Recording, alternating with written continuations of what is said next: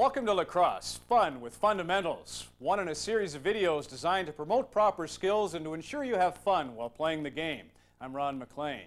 Big scores come in small nets. In basketball, with the small net, teams often score 100 points, while in soccer, with the large nets, goals are a rarity. And here's another illustration.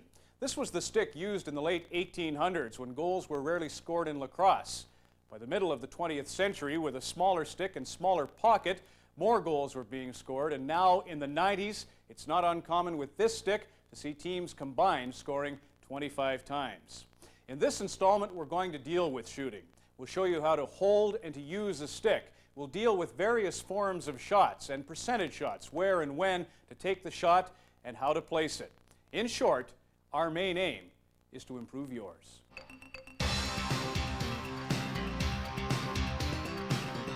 In shooting, you apply similar techniques to those used in passing. Once you've learned to correctly complete a pass, you're ready to practice your shot. The first and most important shot is the overhand. It's considered the highest percentage shot, for it's the most accurate and easiest to master. Looking closely at the overhand shot, the top hand is halfway up the shaft, while the bottom hand is held on the butt end of the stick. The weight starts on the rear foot. As the shooting motion begins, the weight is transferred to the front foot. The head of the stick moves to ear level, over and behind the shoulder, as the butt end is squarely aimed at the target. The motion's continued by following through with the stick as the back foot comes to the front to complete the shot. The shoulder must end up square as possible to the target. Young players and beginners should learn to shoot on the run rather than in a stationary position. So, as in passing, the player grips the stick with the top hand halfway up the shaft, bottom hand on the butt end of the stick. The weight's transferred to the front foot. The stick is raised just over and behind the shoulder with the butt end facing the target. Follow through with the stick and the shoulder should finish nice and square. Learn to shoot on the run as opposed to a stationary position. Knowing how to shoot's not the whole story. It's important to know where to shoot. Players should not make goaltenders look good by shooting directly at them. Notice the open spaces available. Then, take your best shot. The primary area to shoot for is from the goalie's hips to his knees, as this is the most difficult area to cover. Secondary areas are the corners, both high and low, depending on the goalie's style. The area between the legs is also available when the goalie's forced to move laterally. A number of things to consider while working on your shot. We've gathered our experts together to provide you with some shooting tips. Well, I think every player in the warm-up, when they should check out the other team's goalie, try to figure out whether he's a flopper, he's an angle goalie, what hand the stick he holds the stick. You know, that's the type of thing that'll help them score a little more consistently. Jeff, anything else you think of? Well, I think one problem, Bob, with kids today is they tend to neglect their sticks after a game or a practice. They don't look after it properly. It's in the trunk or it's in the garage, and they don't pick it up again until the next time they're on the floor. Scotty? I think one of the main things kids have to learn is not to telegraph their shot, and what I mean by that is that they find a spot on the net that they want to shoot. They look right at it. And what the goalie's doing, the goalie's looking at your eyes and your stick. What you have to do is you have to make it look like you're going for one spot and shoot for another. Yeah, I think you got to mix your shots up too. Mm-hmm. You know, a good shooter is going to shoot shoot right corner, top, bottom, underhand, sidearm. He's going to try to mix things up so the goalie doesn't get a read on. You know how some players shoot the same corner every time. The goalie doesn't take them long to figure it out. Well, and that's the other thing. All of the really great scorers in lacrosse, they know when to shoot as well. They pick their spots. If they're being checked heavily, somebody's overplaying their stick, they're not going to shoot. If they're at a bad angle, they're not going to shoot. If they're out too far, they're not going to shoot. You got to think about the percentage of the shot that you're taking. Thanks for the tips, fellas. They're really great, and we appreciate you taking the time to give them. I know that we all agree shooting is an art, and in order to shoot well, you have to practice. And I guess that's the thing we'd really remind the kids of. You must practice to be a good shooter. Thanks, Bob. To recap a few of these tips, study the opposing goaltender. Take good care of your stick. Do not telegraph your shot. Choose different shot locations. And finally, vary the type of shots you use.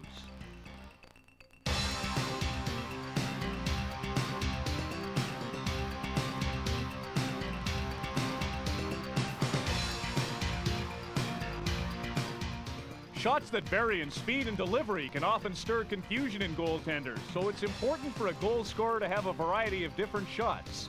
For instance, the bounce shot. The bounce shot's a variation of the overhand.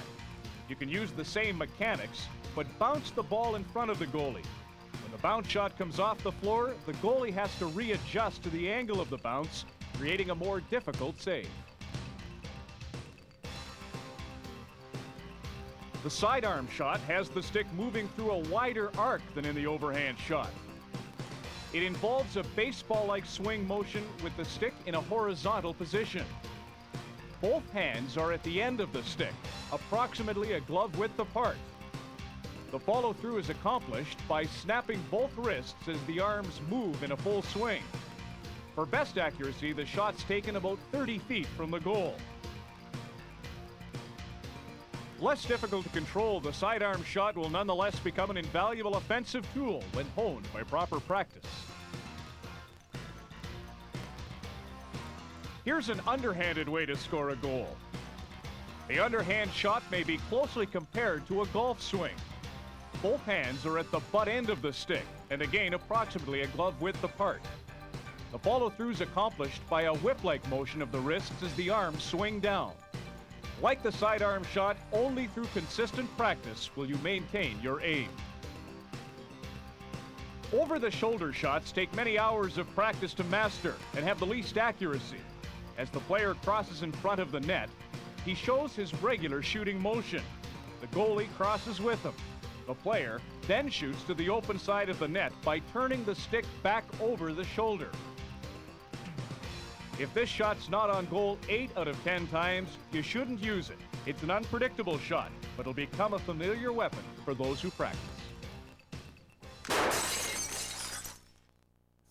Shooting's an art. It must be worked on early and often to be effective. Remember, there's no substitute for excellence or hard work. Now here are some drills to help you work on your scoring touch. Well, all right.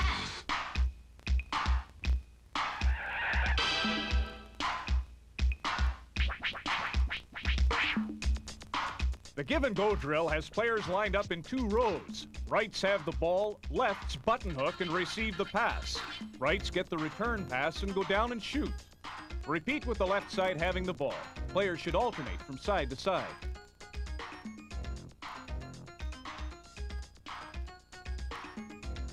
The alternating lefts and rights is a drill with players lined up in 2 rows behind the net, one to the left and one to the right.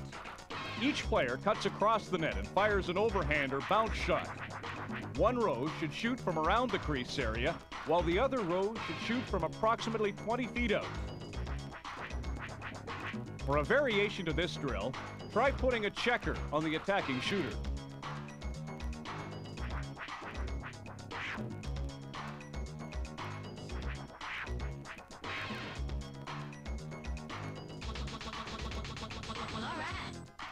In this 3-man weave drill, players line up in 3 rows. The basic idea is 3-way passing between the players.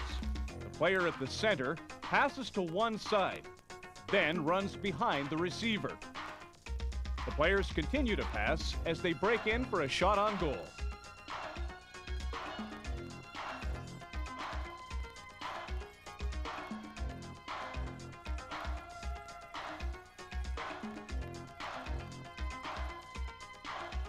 In this positional shooting drill, players line up in their regular offensive position. First player in each row has a ball and takes his turn shooting. Players can vary the drill by shooting long and short distances. They can also break in for the goal or shoot on the run. In the 4-corner drill, have players line up in 4 rows, 2 behind the net and 2 on top of the prime scoring area. The player at the top passes across to a player who in turn passes to the corner man, who then passes in front for a shot on goal.